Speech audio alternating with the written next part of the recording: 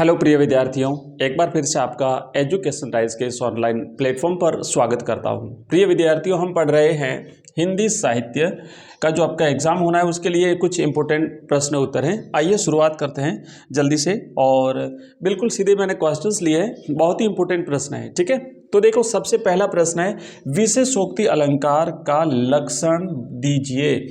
विशेषोक्ति अलंकार का लक्षण कह सकते हैं या फिर हम यहाँ पे विशेषोक्ति अलंकार की परिभाषा कह सकते हैं। ठीक है, विशेषोक्ति अलंकार की परिभाषा दीजिए।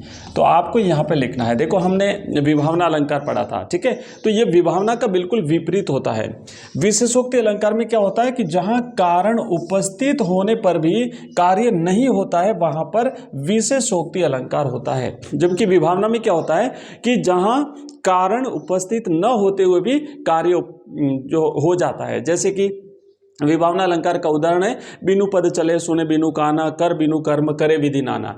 जबकि इसका जो उदाहरण जैसे विशेषोक्ति अलंकार है तो इसमें कार्य उपस्थित होता है फिर भी कारण उपस्थित होता है फिर भी कार्य नहीं होता है। जैसे कि शिवाजी की संपत्ति बढ़ी, शिवाजी की संपत्ति कुबेर के समान बढ़ी, किंतु लेस मात्र भी हुआ नहीं उन्हें अभिमान। तो मतलब कारण उपस्थित था फिर भी कार्य नहीं हुआ, संपत्ति बढ़ी लेकिन फिर भी उन्हें अभिमान नहीं हुआ। और इसके विपरीत जो होता है विभावना अलंकार, तो ये विभावना का विपरीत होता है विशेषोक्ति अलंकार। ठीक है, आइए आगे बढ़ते हैं और दूसरा यहाँ पे देखते हैं अपन अगला क्वेश्चन हमारा।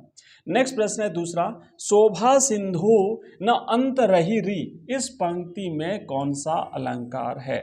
शोभा सिंधु न अंत रही री, तो यहां पर देखेंगे कि शोभा उपमेय है, इस पर सिंधु उपमान का आरोप किया गया है, अतः रूपक अलंकार है। रूपक अलंकार में क्या होता है कि उपमेय और उपमान में एक रूपता दिखाई जाती है, भेद होते हुए भी उसमें क्या होता है कि भेद नहीं दिखाया जाता है, तो वहां पर उपमा अलंकार होता है, तो इस रूपक अलंकार होता है। ठीक है, वहां पर रूपक अलंकार होता है। तो इसलिए शोभा सिंधु न अंत रही री, इस पंक्ति में कौन सा अलंकार है? तो आप लिखेंगे, ये वन लाइनर में भी आ सकता है, तो आपको लिखना है यहाँ पे रूपक अलंकार। ठीक है, ये रहा रूपक, आपको रूपक अलंकार इसमें हुआ।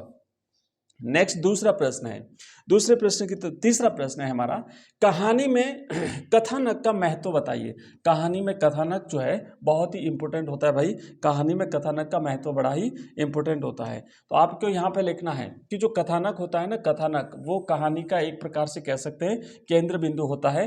तो लिखेंगे कि जो कथानक है वो कहानी का केंद्र बिंदु है, कथानक होता है। इसमें प्रारंभ से लेकर के अंत तक कहानी की सभी घटनाओं और पात्रों का उल्लेख होता है। किसमें? कथानक में। तो कथानक क्या होता है? कथानक जो है वो कहानी का केंद्र बिंदु होता है, प्रारंभ से लेकर के अंत तक जितनी भी घटनाएं होती है, जितने भी पात्र होते हैं, उन सभी का वर्णन जो है वो इसमें होता है।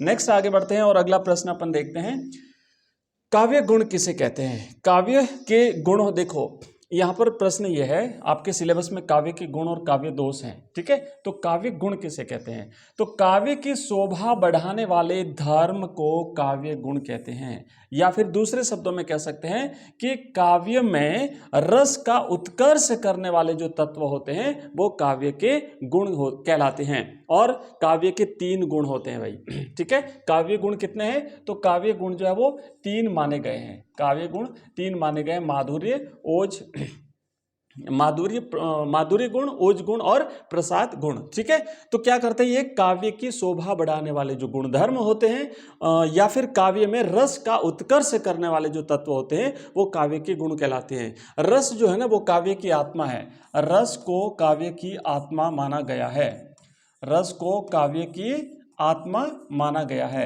तो ये जो आत्मा है यानी जो रस है, इसका जो उत्कर्ष करते हैं, रस को बढ़ाते हैं काव्य में, वो काव्य के गुण कहलाते हैं। और इसमें जो बाधा उत्पन्न करते हैं, रस के उत्कर्ष में जो बाधा उत्पन्न करते हैं वो काव्य के दोष कहलाते हैं। आगे बढ़ेंगे, काव्य के दोष भी पढ़ेंगे, काव्य के गुण भी अपन आगे पढ़ेंगे। नेक्स्ट आगे बढ़ते हैं, अगला हमारा प्रश्न है, च्युत संस्कृति दोष का एक उदाहरण दीजिए। देखिए, काव्य के दो जिस प्रकार गुण है वैसे के वैसे काव्य के दोष भी हैं।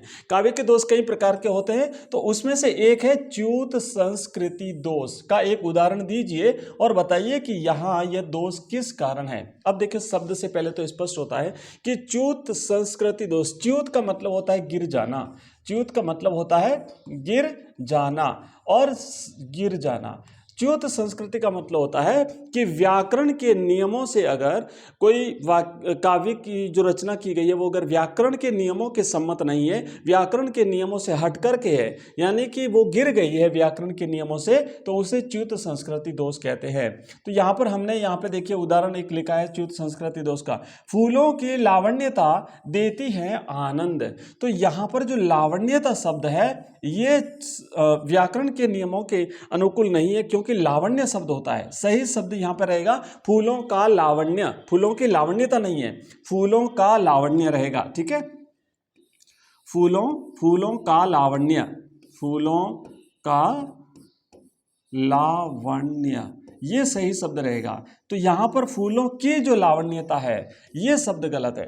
तो यहां पे देखो लावण्यता शब्द का प्रयोग दोषपूर्ण है, लावण्य कहना ही ठीक है, उसमें ता प्रत्यय जोड़ना ठीक नहीं है, इसलिए यहां पर च्युत संस्कृति दोष हुआ। व्याकरण के नियमों के सम्मत न होने के कारण इसमें च्युत संस्कृति दोष हुआ। नेक्स्ट प्रश्न है, आगे बढ़ते हैं। प्रिय विद्यार्थियों, ये जितने भी अपन जो प्रश्न आंसर कर रहे हैं इसकी पीडीएफ आपको हमारे टेलीग्राम चैनल में मिलेगी और साथ ही साथ हमारे ऐप में मिल जाएगी। हमारा ऐप है एजुकेशन राइज नाम से और प्ले स्टोर से आप इसे डाउनलोड कर सकते हैं। ठीक है, हमारा ऐप है एजुकेशन राइज नाम से, हमारा ऐप है, आपको प्ले स्टोर पर मिल जाएगा। इस वीडियो के डिस्क्रिप्शन में आपको लिंक मिल जाएगा एजुकेशन राइज। आप जाओगे प्ले स्टोर पे, वहाँ पे ये सरस्वती माँ की पिक्चर वाला जो लोगो है आपको दिखेगा, यही हमारा ऐप है। इसे डाउनलोड कर लीजिए, वहाँ पर आपको पूरा कोर्स मिल जाएगा, मॉडल पेपर्स भी मिल जाएंगे।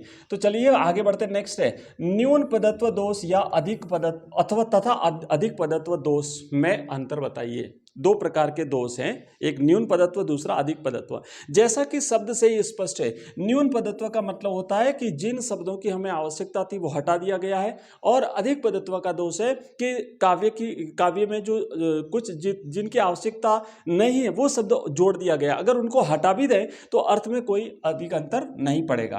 तो देखो लिखो जहां वाक्य रचना में किसी शब्द की कमी रह जाती है ना, कमी रह जाती है, वहां न्यून पदत्व दोष होता है। शब्द से स्पष्ट न्यून पदत्व यानी कि कुछ कमी रह गई। इसके विपरीत अधिक पदत्व दोष तब होता है जब कवि कुछ ऐसे शब्दों का प्रयोग करता है जिनको हटा देने पर भी काव्यार्थ ग्रहण करने में कोई बाधा उपस्थित नहीं होती है, मतलब उन शब्दों की आवश्यकता ही नहीं है, तो ऐसे शब्दों को अधिक पद कहते हैं। तो ये होता है न्यून पदत्व दोष और अधिक पदत्व दोष। आइए आगे बढ़ते हैं जल्दी से, क्योंकि हमें बहुत ज़्यादा क्वेश्चंस करने हैं और नेक्स्ट में वीडियो में और भी इंपॉर्टेंट प्रश्न उत्तर है वो आपके लिए लेकर के आऊँगा। तो अगला जो हमारा प्रश्न है वो है 7वां कि काव्य के अर्थ ग्रहण में आने वाली बाधाएं कौन कौन सी हैं। इन्हें काव्य के दोष कहते हैं। अपन काव्य के अर्थ ग्रहण करने में जो बाधाएं आती है उन्हें हम काव्य के दोष कहते हैं। तो बाधाएं कौन कौन सी आती है उसके आधार पर अलग अलग प्रकार के काव्य के दोष होते हैं। तो काव्य के अर्थ ग्रहण में 4 प्रकार की बाधाएं आती है। पहली तो है शब्द संबंधी बाधा, दूसरी है वाक्य संबंधी बाधा, तीसरी है अर्थ संबंधी बाधा, चौथी है रस संबंधी बाधाएं। तो इस प्रकार 4 प्रकार की बाधाएं हो गई काव्य के अर्थ को ग्रहण करने में। इसके कारण काव्य का अर्थ समझने में कठिनाई आती है और इन्हीं बाधाओं के कारण हम काव्य में दोष जो है वो अलग अलग प्रकार के दोष मानते हैं या फिर अलग अलग प्रकार के दोष होते हैं। नेक्स्ट अगला प्रश्न है 8वां, काव्य गुण कितने प्रकार के होते हैं, नाम लिखिए। तो देखिए काव्य के जो गुण है ना, काव्य के गुण आपका सीधा सीधा 2 नंबर का टॉपिक है, बिल्कुल सिंपल सा इस तरीके से प्रश्न पूछा जा सकता है। तो आपको लिखना है कि काव्य गुण कितने प्रकार के होते हैं। तो काव्य गुण 3 प्रकार के होते हैं। वही जैसे हमने पहले पढ़ा कि काव्य में रस के उत्कर्ष को बढ़ाने वाले जो गुणधर्म होते हैं वो काव्य के गुण कहलाते हैं। ये 3 प्रकार के होते हैं। पहला होता है माधुर्य गुण, नंबर 1 है माधुर्य गुण, नंबर 2 है प्रसाद गुण और नंबर 3 है ओज गुण। अब एक एक का उदाहरण देखेंगे। माधुर्य गुण क्या होता है, इसकी परिभाषा क्या है, उसका एक उदाहरण दीजिए। प्रसाद गुण क्या है, इसकी परिभाषा और इसका एक उदाहरण दीजिए। और ओज गुण क्या है, इसकी भी परिभाषा और इसका भी एक उदाहरण दीजिए। तो वो आगे अपन इन सबको पढ़ेंगे। आइए नेक्स्ट लेते हैं। अगला प्रश्न है हमारा 9वां प्रश्न है कि जय होगी जय हे पुरुषोत्तम नवीन, होगी जय हे पुरुषोत्तम नवीन, इसमें काव्य गुण कौन सा है? कौन सा काव्य गुण है? बहुत ही प्रसिद्ध उदाहरण, ध्यान रखना परीक्षा में आ सकता है, इसलिए याद रखिएगा। आपने निराला जी को पढ़ा होगा, तो ये उनकी पंक्ति है, लिखा है कि होगी जय हे पुरुषोत्तम नवीन, इसमें ओज गुण है।